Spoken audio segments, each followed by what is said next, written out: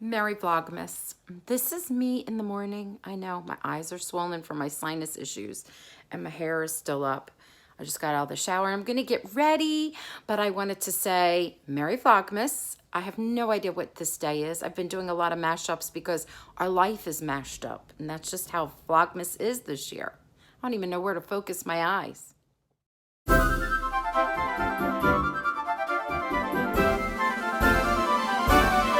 So I have it's T-shirt Tuesday, as you know, and I have my T-shirt on and I have my eyebrows done. And I just wanted to show you really quick because you saw me without my eyebrows. And yes, I'm still puffy, but that'll go down as I stand, you know, this way. I love the products. Well, first of all, my eyebrows are so strange. My sister's are too, but she has different issues. Mine is because of my thyroid. So I have thyroid disease, hypothyroidism. So I lose all of my hair, okay? So anyway, they're sparse. But I wanted to show you this product. Love, love, love them. They make the greatest products. I've tried everything. I love Bobbi Brown. I've tried the Bobbi Brown pencil. Love that. But I love this company. And it comes in different shades. And one of my favorite things besides that is also this tool. Holy moly. I could just do my eyebrows. And I love this because it's not expensive, but it lasts. I have a backup in the box I'll show you. But you can take the edge of this and you can actually dip it in powder and do like a little soft liner. But let me show you what comes inside their kit. And you can buy all of the things individually too.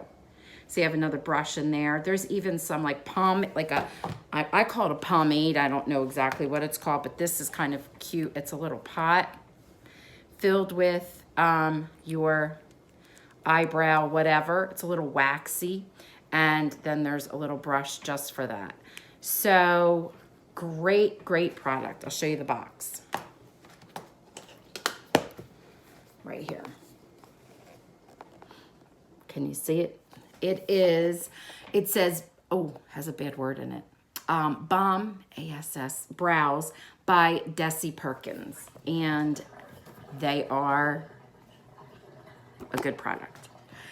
Can you hear my dishwasher in the background? You got to multitask here. Okay, I've been up since 5:30, run around doing laundry and dishes, and now I'm going to feed myself something quick, and then I'm going to get onto my Google Meet. I've been prepping all morning. All right, I'll see you in a bit. Getting ready for my Google Meet, and I'm putting myself in the mood. Hear it? I love that song. Good morning. I'm meeting with my Kindness Club in a few minutes.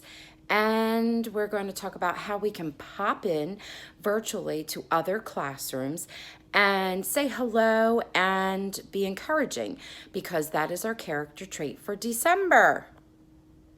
Merry Vlogmas. Going through the drive-thru on my lunch break at Starbucks. I'm back, and it's important you wear your mask for them and for you. And Christmas music's on. Okay, I'm already on my way home. That quick zip in, zip out.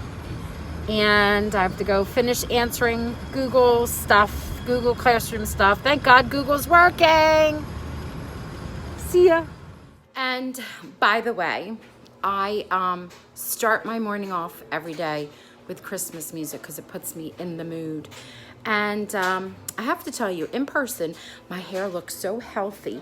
Doug does a wonderful, wonderful job. It doesn't always look great on the camera, but that's just me. And my eyes, I know, are still puffy, but they will go down. And since I've talked to you, I've applied some of my Too Faced holiday makeup, which you saw Lexi do, but I did it myself this time. All right, I'm excited for the day because my kiddos are bringing their gingerbread real estate. Some made houses, some made trailers, some made like huts. And I can't wait to see what they did, because then we're going to write a persuasive essay, which I think I talked about before. But I might pop in and talk a little bit about it later on. All right, here we go. Seize the day. So it really is just me today, because my family minus me was exposed to COVID, and they're all on lockdown. So some have already tested positive. Some have to go, and I mean, there's not like there's a whole boatload of us. It's just our small, tiny little circle that works together and sees each other every day. And the rest, like my sister, her husband, and the kids, they can't get tested until Friday. And today is Tuesday. So here I am, Merry Vlogmas. I will continue. I do have some cool books to show you that I picked out, picture books and stuff, but I'm just going to take a little break. I've been on my computer from 9:45. I never stopped till now. And right now it is, what time is it? 2:15. Okay, so I wanted to share with you some books. I had said I would do that. So first of all, we wrap our books up. We have these really cute like wrapping paper, and we pick not all the books are new. Some of the books are books that, you know, that are their favorites and we read every year. And I always try to add one new book, and I have a beautiful new book to add this year. But we do like the 12 nights of Christmas leading up. You could do it for the whole month. You could do it for a week. You could do it however you want. But these are just suggestions. You can also do this in your classroom. These picture books are amazing in the classroom. This is a classic, and it's the poem "Twas the Night Before Christmas." And I love using this because this poem can be used in the classroom for so many things. Figurative language, just the structure of poetry, the vocabulary that's in here is advanced.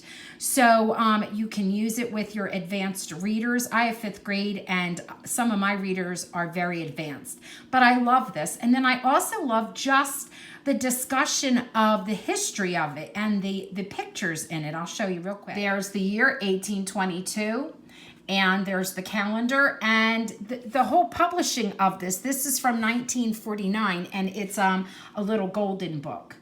And it is worth a read. It is worth somehow trying to, you know, incorporate it into your class. In the past, I've taken passages and pieces of it and given it to a small group for them to decipher or to analyze or to do a close read. You could do a close read just on 2 stanzas from this poem. It's pretty amazing. Okay, so that's one of my favorites. So this is new from this year. It's a Hallmark book, and you know I'm all about Hallmark. And it's called There's No More Room. Talk about figurative language in here. Let me show you. You can see the title here, but let me show you the title page. And I love this because it's alliteration, and it says, "The flurry of the first bottom family photo." And I'm always telling the children that it's beginning sounds just because it doesn't have like the letter F on photo. That is the sound of that word. So this is a great one. And it is really cute. It is filled with gorgeous, gorgeous pictures. Artwork is just beautiful. And one of my little girls in my class actually does her artwork very similar to this. So beautiful. It's simplistic, but it's not. I do a lot of doodling for taking notes. So this encourages the children like, oh, okay, you know, I can do this. And just the dialogue. And we are going to be talking about dialogue and how you actually do it correctly using the capital letters within the quotation marks and the punctuation that goes with it. But it's cute. I'm going to read you one page. If you had bought the selfie snoozy snowman, or what was it? I think it's called the cozy snowman. Sorry, it was 50% off. If not, the full price was it wasn't that expensive. I think it was $9.95, so it was like $10. Worth it. And it's hardback, so worth it. So worth it. And then there is this. Oh my gosh. First of all, Tony is, what is it? DeRenzis. I always say it wrong, but I always identify with elves and fairies whenever I see Tony. And this, oh my gosh, this book is like tugs at your heart, The Broken Ornament. Holy moly. I got it off of Amazon, and I don't remember how much it was. I will look it up for you. The artwork is gorgeous, very gorgeous, because he, you know, I mean, look at that. Look at the detail in there. But the story, oh, it just warms your heart. Jack, who wants this to be the best Christmas ever, and he gets so caught up in the materialistic part of it.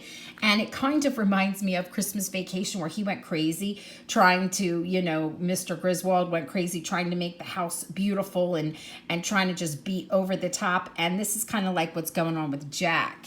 And by the end of the story, he learns that Christmas is much more than I don't want to give the story away, but you could see from the facial expressions in the artwork here, which is great because I tell the children when there are pictures, they're there for a reason, especially in a picture book. And they're actually clues, like context clues.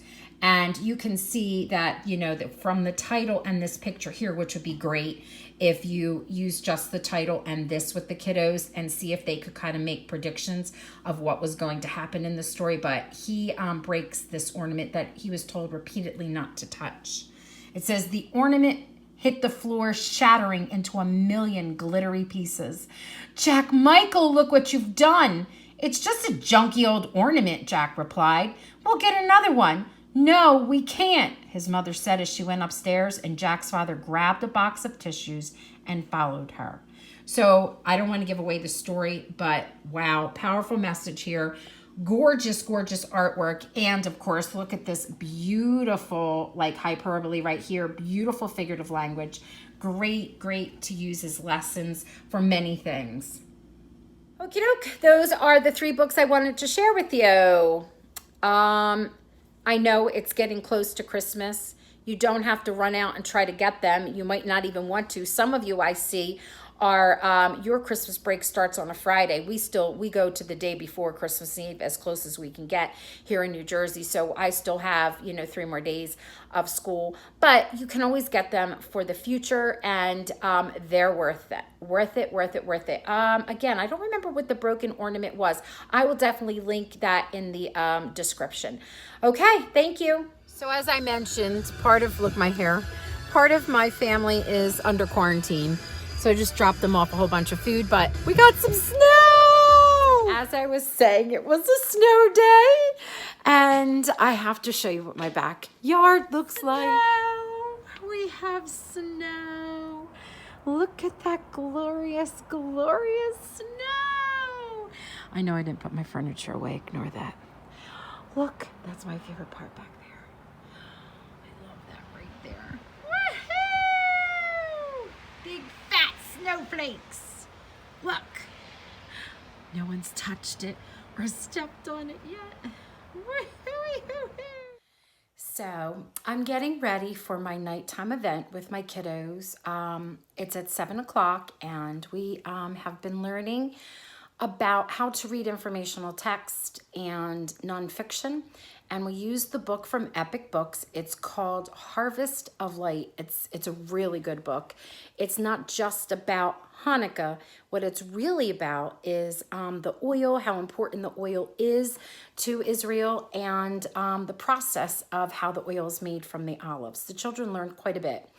And we've learned other things about Hanukkah. So I have a guest who's going to come in tonight, and talk for just a few minutes and answer questions.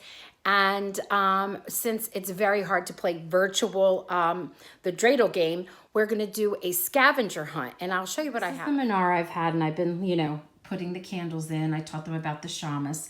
I have a pile of gelt over here. And over here are all my little symbols. Where my dreidels are, I have no idea. They're probably still back in my classroom. So I had to draw the dreidel, which is fine. And then, of course, the symbols and what they mean.